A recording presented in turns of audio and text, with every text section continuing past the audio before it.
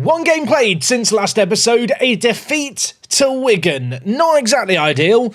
Today we've got some massive matches. And I suppose the big headline is the FA Cup third round, where we have an away day to the West Ham Stadium. Is it called the London Stadium, the Olympic Stadium? I'm surprised they've not got a sponsor for it yet. Then again, it is going to be a championship stadium next season, isn't it?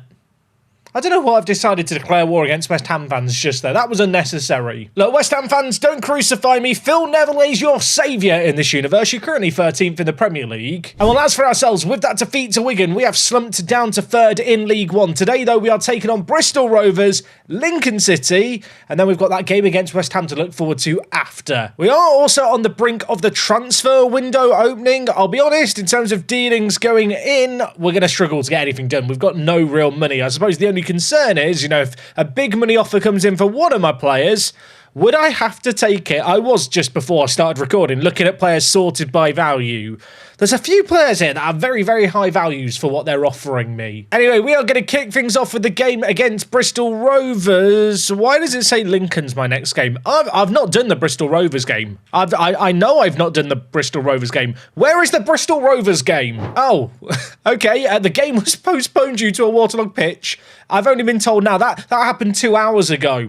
Oh, so all the other League One teams have played and we didn't get to kick a ball around. That's sad, isn't it? I was a little bit confused when we dropped down to 3rd, but I just assumed that was because of the Wigan game that we lost. But suddenly this does make a whole lot more sense. Now, annoyingly, the game has been rearranged for February, which we are definitely not going to get to today. I think plan of attack, do the game against Lincoln. We've then got matches against Rotherham, MK Dons and Walsall. I'm not going to worry about those. We do have the FA Cup game against West Ham, and then annoyingly, Preston North End. We played them last episode. They're in 2nd. They are actually the next game after the FA Cup game. Is there such thing as too much Preston? There might well be, but I think that game does make the most sense. You know what I'm going to do? I'm going to go mash continue, get to the Lincoln game, and, well, this has just been a weird, scuffed start to an episode, hasn't it, really? Apologies to Bristol Rovers fans who are looking forward to that game against them. I was looking forward to it too. What it does mean is our players should be a little more rested than all the other teams, which might be an advantage because there are a load of games at this time of the year. Then again, when you look at our squad, you wouldn't think there's been fixture congestion. Look at this. There is no injuries. There is no one missing today. This is highly unusual. Now, I did see some comments in the YouTube comments yesterday, which I feel like are just worth talking about a little bit. The first thing that someone clocked was the fact that I play with distributor centre-backs on, whilst having 2 centre-backs who, I'm going to be honest, they're just not very good at passing. Donnelly and Suljic have a combined 10 passing between them, which might lead you to think, well, why would you play them kind of at centre-back, have the distribution going through them? And the answer is kind of simple, and it's just that in Football Manager, distributing to centre-backs is just generally quite a good thing. If you encourage the goalie to go long, they give up the ball very easily, and in addition, with this system where we do have a deep line playmaker who's going to drop in our wing-backs who do start deeper initially, it's not like the centre-backs need to make some crazy passes, and assuming, say, Donnelly gets the ball, realistically, he should always have 4 or 5 passes available to him. Not to say they're going to be available at all times, but just generally speaking, it's hard for teams to press with that many men. And the other question I did see people asking was about Cooper and, the fact that he is a striker, I'm playing at centre mid, and then we also have Aguiar, Aguiar here is a centre mid who I'm playing at striker, and kind of what's the reason behind that? And the reason is kind of simple. I feel like for a lone striker in Football Manager, physicality is really important. Not only pace to stretch the defensive line, but also just kind of good strength to be able to hold up the ball, some agility to turn defenders inside and out. And the other thing, to be honest, is just the fact that Cooper is just a very, very good technical player who has some nice ability on the ball and some good vision and work rate, which I think is better suited in the midfield. That's not to say I'm completely against the idea of changing things around in that regard, but to be honest, I don't feel a need to change things there just yet. Cooper, one of our leading assisters from centre mid. Anyway, as I already mentioned, we are at full strength for this one, so absolutely no nonsense today. We should be rested up and ready to go against Lincoln City. They are a team who, of course, were promoted via the playoffs last year from League Two alongside ourselves. And, well, it'd be safe to say that they've adapted rather well to League One like ourselves. Of course, they had been relegated down to League Two and bounced back at the first time of asking. It is a snowy day at the Dripping Pan as well. Is anyone else feeling Christmassy? Maybe it's just me. It's not very visible on the pitch right now, but actually the snow this year in Football Manager is one of the best bits about the game from a visual point of view. And you know what? I can't complain today about the fact it's rained, because it's snowing instead. Lincoln City playing a 4-2-3-1. It's worth noting and their centre attacking mid, I think, did actually start this game injured. When they don't have the ball, they're going to drop players far further back, although it's actually a very similar shape to our own. Early doors in this game, no shots for either team, and possession not exactly radically going one way or the other. I mean, if the West Ham game is the main course, this is just the appetizer. This is meant to get us in the mood. I am not in the mood right now. This is awful. What are we here for? Okay, Barrett in goal with the ball here. Going to distribute it to Suljic. As I said, we like to play the ball out from the back. I feel like it's very difficult to efficiently press against this starting attacking shape. Kosehase is going to lay it wide to Denner. He plays it forward. Johnny Boy using that pace to get him behind. And I'll be honest, he had time to take a touch there, didn't he? I am confident he will eventually become this killer goal scorer in front of goals. Admittedly, with that chance there, he kind of squandered it. Looking at the match momentum, we've had the better of the game here. Lincoln limited in their opportunities, but at home, this is really a game we need to win. Every time I do a live commentary, we win. When I'm not doing a live commentary, we don't win. If we start to lose and slip up in these kind of matches, that is going to feel somewhat problematic. We have one win in our last 3 going into this game. We find ourselves outside the automatic promotion spots with a game in hand. But we really risk losing some ground on the teams above us if we can't convert this to 3 points. Okay, I am bringing in Zečević John out on the left-hand side. I'm going to be honest, we've just not been good enough going forward. Rodriguez broke his ankle at the start of the year. He's not been the same player. Based purely on form, Aaron Richards is probably the man who should start at right mid. We're going to bring him in here. Aguiar has not been good in the final third, but I'm going to keep some blind faith in him for now. Ahmet at right back's not been at his best. Let's bring in Theo. We'll make it a trio of changes, I think, early on. In possession, I'm going to get rid of the pass into space instruction, and I'm going to try and get the players to play through the press a little bit more. I kind of want to invite Lincoln City a little further forward. They're playing with 2 pressing centre mids. I want to try and keep Bunker exposed in the middle and try and overwhelm him with Cooper and Alvarez if we can. Anyway, Lincoln are going to launch this ball long. It's coming down with Snow on it. Donnelly takes it down with a killer touch. The centre-back switches the play to Theo. And now the number 12 is going to, well, just play it back to Suljic here. Lincoln, you can see they're camping at the edge of their box. We need to try and invite them forward. We are here. Jonathan, little give and go. That's a sensational pass. Aaron Richards might have to start over Rodriguez. And I can't believe I'm saying that. Richards this year has popped up with a lot of goals and assists, and a lot of those came when Rodriguez was out of his broken ankle. I've really tried to afford time for Rodriguez to get back to full fitness.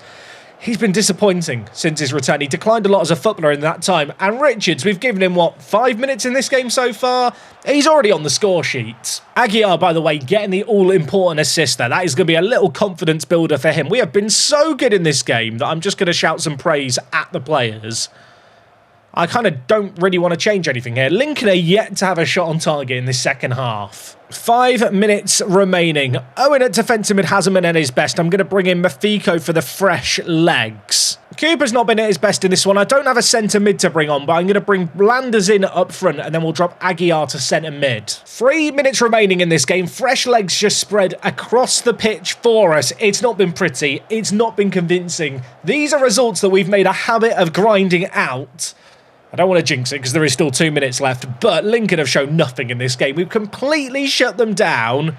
We win this game 1-0, and it was absolutely deserved. Elsewhere, Preston North End, who were higher than us in the table, lost against Exeter. And so with that result, we have jumped back up into second, but crucially, we still have that game in hand. We move into promotion contention. I'd like to think we've been there for a little while, and well, I'm going to hope we can cement that credential over the next few games. But you'll note here, Rotherham, MK Dons, Walsall, not a lot of rest between these matches, and naturally, for us, the focus is now on the FA Cup. Do I think we can realistically beat West Ham? Maybe if they rotate their team enough, but there is a massive payday on offer here, and maybe it can give me some transfer budget to spend if we can get enough in. Let's go see how we get on. So 3 games played ahead of the game against West Ham. The first, a game against Rotherham in this match. Richards with a couple of assists as we went on to win 3-0. The right midfielder coming in for Rodriguez and kind of justifying his inclusion. This was the first of the 3 away games we had. Very happy with this result. And it does pain me to say it, but with those 2 assists there, I think Aaron Richards is just a nailed-on starter now. I have had to rotate the team in the last couple of games just because of the frequency, but I think when you just look at the players' kind of raw output statistically, Richards is just that little step above. It's kind of wild. When you look at the stats per 90, Rodriguez has a massive edge, but in terms of actual attacking output, I don't know, the 12 assists for Richards are very hard to look beyond. Against MK Dons, we managed to win 4-1, the 4th goal, the pick of the bunch by Cooper. How about that for a finish? I don't even know what to tell you. What a stupid goal to score. Another deserved win, although I will say there was a little bit of a scare in this one. And as for our most recent game, Walsall in 22nd, I played a super rotated team ahead of this FA Cup game against West Ham. I thought we'd get a result. I mean, a draw is a result, I guess. It's not what we wanted to see. Only 1 point. And whilst those are games that largely we should be winning and doing well, and in 7 points out of 9 is not too shabby, what makes this all the more sweet is the fact that Preston North End in 3rd have lost 3 of their last 5 games. They have been on a stinky run of form. As a result of that, there is suddenly a massive amount of breathing room to the teams behind us. Anyway, we've got an away day to do. We're heading to the London Stadium. The FA Cup 3rd round awaits. I don't think I've done this away day before. This should be a fun one. For today's away day, we're heading back into London. Last episode, it was North London. Today, it is East London. We are heading to the Olympic Park, and in here somewhere is our football stadium. I mean, in terms of settings for a football stadium in the UK, I don't know if it's going to get much more scenic than the Olympic Stadium, or the former Olympic Stadium. This is just a really, really nice stadium in terms of aesthetics from the outside. Atmosphere in the stadium, I know he's up for debate amongst West Ham fans. Now, with this away day, you are connected directly to the Westfield shopping centre. So any food you can drink you could want, you can go there. Also, basically infinite parking. They've basically come up with the infinite parking glitch by being connected to the shopping centre. If we go across the bridge, though, past the Olympic swimming pool, here is the London Stadium. Interestingly enough, the stadium footage here is from March 2015, which I think is when the stadium was being converted to be ready for West Ham to move into. In terms of the surroundings of the stadium, here we have the giant slide. I think it's called the Orbit, but it was where the Olympic torch was held. Now it's a slide you can go down, although I think in this footage the slide isn't on it yet. Surely there's got to be some newer footage here showing the Orbit with a slide somewhere. I'm going to find it. Oh, here is a view from up the top of the observation deck. Annoyingly, the football stadium's round the other side, but here is the whole of London. I say the whole of London. It's not literally the whole of London. It's quite a nice view, though. Am I going to check every dot to see if there's a view from the observation deck that actually includes the stadium in it? You bet your bottom dollar I am. I mean, I found another viewing area here. Annoyingly, it's also just looking out the wrong side. The stadium, I think, is over there. I found it. I feel like this building is not a place where you can wine and dine anymore, but I could be mistaken. We're up the tower. There is the stadium. Admittedly, you can't really see a lot of it from here. Elsewhere around the stadium, you can see here, we've got the athletics club with an athletics track, parking of sorts, although if you're trying to park here on a match day, you're probably going to get clamped. Got the Bobby Moore Football Academy, and to be fair, the whole of Stratford Park is just quite pleasant and scenic. I assume if I just drop down here, I can give you a little bit of a vibe check, although, okay, this is post-Olympics. It looks nicer than it does here now. It just looks like a big building site, doesn't it? I mean, here's the play area. I'm not sure what all the giant sticks are. It's like London's answer to Stonehenge. Why are there sticks in the ground? No idea. I'm assuming that somewhere here there's got to be like some updated drone footage from like a newer time. Oh, look at it. Look at this. This looks nice. This is what I was imagining the previous view would look like. Also, the wooden sticks survived, at least until 2019. You got the West Ham branding on the stadium now. That really has detracted from the value, hasn't it, of it? I found a photosphere that says 2014. I think that's when it was uploaded, because this photosphere is very clearly during the Olympic Games. Like, the rings are a hint. So this is what it looked like in its heyday. Also, there used to be a McDonald's. Doesn't exist anymore, I don't think. Fun fact of the day, I've actually been to that McDonald's. It was not very good. I mean, it was just a temporary pop-up one for the Olympics. Also, if I'm not mistaken, Football Manager's offices are somewhere around here too. Anyway, we are here for the stadium, so I suppose we should go inside. There are so many dots here. This is like stimulation overload. I just want to go see, what is the Great British Garden? The Great British Garden. Let's go in the ground. Okay, here is the stadium since West Ham moved into it. So it has got a bit of the claret in place. I'm going to be honest, it's one of those stadiums which would be really impressive as an athletic stadium, but as a football stadium and as a fan, you are so far away from the pitch here, aren't you? It does look impressive though, and in terms of seat art, it is some of the best that we've seen in an away day this year. If you're sat here, you're a long, long way away from the pitch, aren't you? Like, bring your binoculars. That's all I'm going to say. Ladies and gentlemen, there's drone footage from 2024. Here is the stadium. I didn't realise they have some additional hammer seat art. If we look over here, I think that's the slide. You see this bit that looks like a noodle going down the building? That is the slide, and that was not there on the earlier bits. So yeah, this is, I think it is like the world's tallest slide or something. It has some weird claim to fame. It can't be the world's tallest. Someone let me know. I do feel like this whole area around the stadium is quite nice. If you've lived in Stratford or around this part of London and walked through here, it's a lot nicer than I feel like some of the footage today really lets on. Look, in terms of settings for a football stadium, I'm going to give it a 9 out of 10. You've got the shopping centre next door, Westfield. I'll be honest, don't go there on a weekend. Don't do your Christmas shopping here. But if you need to park, you just want to grab some grub, it's not that bad. I mean, look, the stadium is there. If we now turn around, here is the shopping centre. So I feel like this does count as being kind of connected to the away day of sorts. And in terms of selection of food and activities for an away day, I don't think you're going to do much better than Westfield Shopping Centre. It's got a massive slide next door. There is also the London Aquatic Centre where you can go for a paddle. I'm going to give this, and it might be too strong, I'm giving it a 9 out of 10. I feel like there's lots of corners we've not explored today, and the whole away day could have been its video of its own. Now, it is worth noting we should get some pretty healthy money from playing this away game, because we get a split of the money, pretty much 50-50. Our current bank balance is £365,000. We'll see what that's like after this game. Now, in terms of team news, we are full strength for this one. Richards is going to come in for Rodriguez, but besides that, this is as good a team as I can field. There is part of me deep down inside kind of hoping West Ham might just play a really heavily rotated team. I mean, at the end of the day, when you're kind of below the championship, I think your ideal scenario for the FA Cup is a game a little bit like this one. If we can make it a couple of games like this one in a season by going on a cup run, that of course would be immense. We have to be realistic. It's not going to be easy, and they are playing pretty much a full strength team from what I can see there. There's lots of players I recognise. Oh, I should mention, if you're wondering, Jack Landers is up front. Yeah, Aguiar is injured. He got the flu before kickoff, which is very, very annoying, because that is the one change I was forced into today. Okay, well, after the game against Arsenal, anything better than 3-0, I will consider a monumental success. This game is not going to be easy. They're playing a very strong team. I think there is a little bit... I was going to say, I think there's a little bit of rotation here. Michael Hart, who's starting up front for them, is a regen. He's absolutely stupendous, isn't he?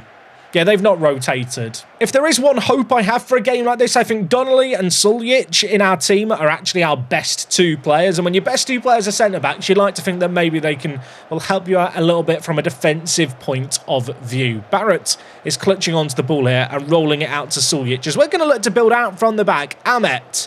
What can he do? He plays it forward. Richards turns his man really nicely. The number 17 bearing down, trying to keep Rodriguez out. And had he scored that, Rodriguez would never play for us again as a starter. Sadly, the keeper's denied him. Half an hour played here. Still 0-0. It will go to extra time and penalties on the day. At least I think it's extra time. It definitely has to be decided today, though, the game. Okay, Kosahasi, free kick. Mate, you've not done a lot in live commentaries for us. He did score against MK Dons. He nearly scored there. That needed a save from the keeper. I mean, there's 10 seconds left of the half. I feel like a late goal now is unlikely, but it nearly happened. It might still happen. Landers heads over. We end the half with a flurry of chances, and somehow West Ham are going to have to count their lucky stars. They are still in this. I mean, not that they wouldn't have been in it, with obviously the score being 1-0. But look, we would have been ahead and I would have felt like we had a chance. I've told the players that it wasn't good enough. I don't feel like we need to overcomplicate it beyond that. What I will say is our stats, kind of shots, XG and stuff, rocketed up through that sequence of events, which is always a bit silly in my opinion.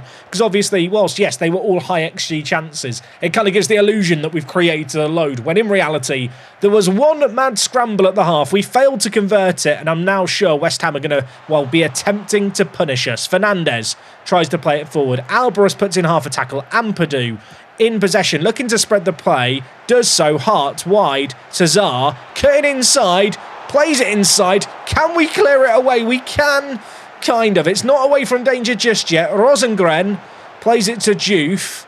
I do not like this. Okay, I do like that. The highlight ends and we live to fight another day. I'm going to shout some encouragement at the players. Do I want to make subs at this point? You know what? Landers has not been at his best today. I'm going to bring in Rodriguez and I'm going to play him at striker. That move of moving Rodriguez in at striker is something we did a whole load of last season. And I feel like I've not done the same amount of it this year. But I don't know, needs must, I feel like, with Aguiar out. 25 minutes left. I feel like fresh legs now are the name of the game.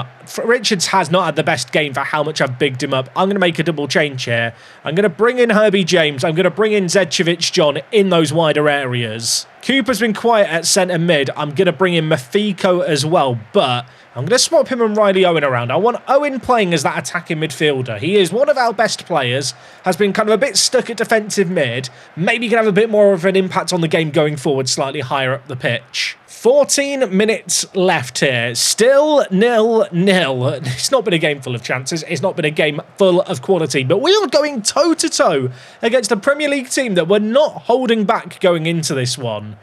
There's not long left. I'm going to shout some last words of encouragement. I don't really want to change anything tactically here. And it's been an awful game of football. I'm glad the away day's made up for it. Is there to be a late goal? A goal here for either team would surely be the decider. There is... Well, I was going to say there's not. There could still be. West Ham have a free kick. Imagine if they score here. How cruel would you be, Football Manager gods? Don't you do it. It's whipped in. Looping header. Headed across into the side net. It was offside anyway. It wouldn't have counted. The game goes straight to penalties, which I'm going to be honest is kind of less than ideal because we do not have good penalty takers here. Owen Barrett, our goalie, is our fourth best penalty taker. I'm going to have him take the fifth pen. You've done well. I'm proud of you. One last go. Imagine.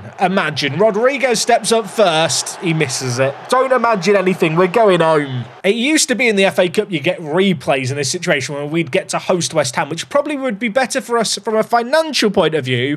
But I do feel like maybe going to penalties here gives me the best chance of trying to scrape something against the odds as Barrett saves it. The goalie, we spent £500,000 on him. If he gets us through this round, he basically covers his transfer fee. Riley Owen up next. He normally takes our penalties. He takes this one, makes no mistake from the spot. Really thought after missing that first pen we were just going to crumble, but Riley Owen's going to give us hope, and now it's on Hart, who's going to hope to be a heartbreaker. The number 31 steps up, he shoots, Barrett saves a second penalty in a row. Mafiko, Dakarai, not been in the team a lot lately, he is going to step up here, and he makes no mistake. The pressure is now all on West Ham to score this next one. I didn't really plan for the possibility we could win this game. It's a weird game. I don't feel like it's got exciting until the shootout. There wasn't a load of drama or chances. The drama is coming now. We're still 2-1 up. There's only 2 penalties left for either team. Zayn Alvarez, the number 8 shoots. He doesn't make a mistake. He puts it down the middle. West Ham have to score this penalty. We then have to miss. They then have to score. That's just to take it to sudden death. Alvarez is up next. I told you, West Ham did not rotate their team much here. Can Barrett make it another save? He can't. He's sent the wrong way. Pressure's still on them, though. I say the pressure's on them. The pressure's on Barrett. If he scores, we're through. Our goalie steps up. He shoots. He scores. He's worth the £500,000. You heard it here first. We have just beaten West Ham. We were awful. It was an awful game of football. We don't care. Oh, my word. I mean, what do you say? I say that we didn't deserve it. I think maybe we did deserve it. Maybe I'm doing ourselves a disservice. They had 61% of the ball, West Ham. They dominated the match momentum. They just couldn't score. I'm very pleased. I mean, look, penalties are a lottery. We have just won the lottery. We hit the jackpot. We did have £365,000 in the bank. How much are we going to have now? We receive £119,000 in prize money for winning. But beyond that, we also got rev share on the tickets that were sold. We've just got £1 million for that result all in all. Income for the month, £1.1 million. Last season, our gate receipts totaled £1.9 million.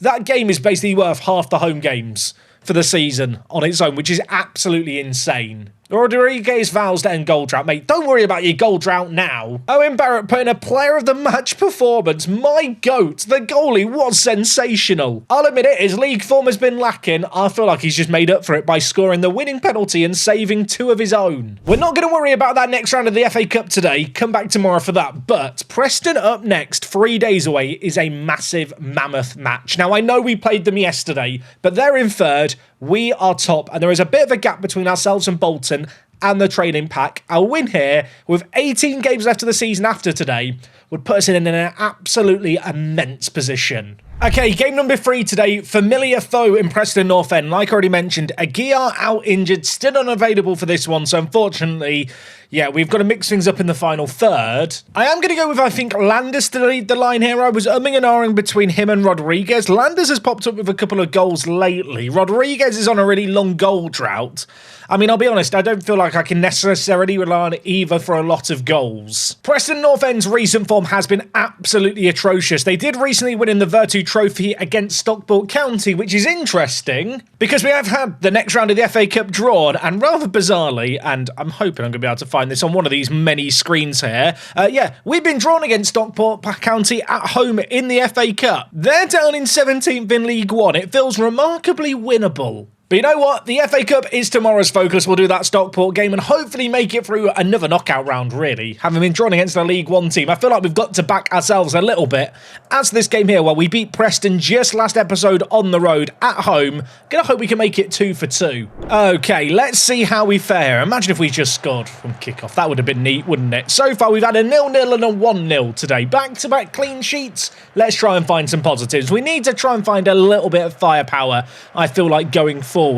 Preston, one of the top goal scorers in the league, alongside ourselves. So I'm expecting some goals today as Kosahasi finds himself in behind, pulls it back. Denner at left back.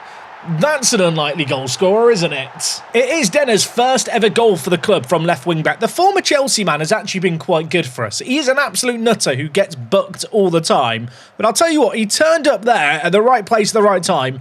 Tidy little finish too. That is a goal that is certainly going to ease the nerves just a little bit. Preston are a team that like to dominate the ball ordinarily. They're not having a whole load of possession by their own standards. Although, I say that, it did start to creep up, and now they've got a free kick. Addons in a dangerous area, steps up, whips it back post, free header. Should have been kept down, really. Having got that early goal, we've just kind of eased ourselves into this game. I feel like this is a familiar trend this year. We are not a team that really, press home on an advantage and go hell for leather on the front foot. We play this balanced mentality. We try and frustrate teams. We try and craft out just a few opportunities and take them. And we're doing that game plan here again today. Alvarez dinks the ball forward. Landers takes it down superbly. Gives it to Cooper, the number 10, arriving into the box late. Denner, the goal scorer, to Alvarez. Inside to Richards. This is nice. Can we find a route for a shot, though? Because there's so many players behind the ball here. Riley Owen, from range, forced to save out the keeper. I feel like another goal in this game would really help ease my nerves just a little bit. Cooper through the middle. Kosahasi switching it wide. The Ivorian finds Ahmet, the right back. Very isolated here. Fizzes in a ball. I'll tell you what, that cross was crazy. The power he got on it. Landers arrived inch perfectly, but couldn't keep the header down. 5 minutes left of this half. Donnelly stepping out with the ball and giving it to Denner, who, I'm going to be honest, it feels like has been at the heart of everything we've done in this game so far. Riley Owen, Alvarez. They are very passive here, aren't they? Allowing us to create an opportunity. Kosahasi has to finish that. He got an assist for the goal earlier that Denner had, but Kosahasi at left mid, like on paper, he should be a quality little winger. And to be fair, his recent form in his last 5 games is above a 7.0. He's lacking that end product, but I feel like that applies to so much of our team, actually. I'm going to tell the players I'm far from pleased. We might be 1 goal up in this game. I'm not convinced that's going to be enough. Richards on the far side. Can he get his wand of a left foot to put this in a dangerous area? It is in a dangerous area. Donnelly has grabbed another. He scored a very similar goal against MK Dons recently. It's only his 2nd goal for the club. I feel like near post corners was such a good thing last year in Football Manager. This year, I don't know if they're quite as effective, but it's worked for us here. Donnelly doubles our lead. That said, Preston looking to set things straight immediately. Carvalho with the ball. The number 21 lays it inside to Schmid. They've got plenty of players committed to this attack. A response to them immediately, I suppose, is best case scenario. They've looked way off the pace here, but that is a ball in behind. And that is a sensational save, I think. It might have been blocked, I couldn't really tell. But the shot guided off target by a defender. Alvarez has played so many matches for us lately. I'm going to take him off and bring in Mafiko. Elsewhere, Riley Owen at defence midfielder, struggling a little bit. Let's bring in Castillo. Our former main man in the team is going to slot in. And of course, this is the role he is built to do, isn't it? Deep line playmaker, pinging balls from deep. Double change in the midfield, but to be honest, when you look at the ratings, there's not much of a reason, I feel like, to change things elsewhere. But with half an hour left, maybe more fresh legs will be needed as time goes on. Preston looking to force something through the middle. It's broken down nicely. Castillo gets it forward. Landers doesn't get there, but Kosahasi does. Look at the dribbling. Look at the speed. The Ivorian is on a mission. The number 27 shoots. It was almost superb, and I was almost about to apologise for slating him earlier. 70 minutes played, 20 minutes remain. This is still a game in the balance, I feel like. There's opportunities our way, and I feel like we need to take at least one more in what remains. That is a fizzed cross in. Castillo keeping the attack alive, though. Gives it to Cooper. Mafiko back to Cooper. The number 10 to Richards. That was not far wide.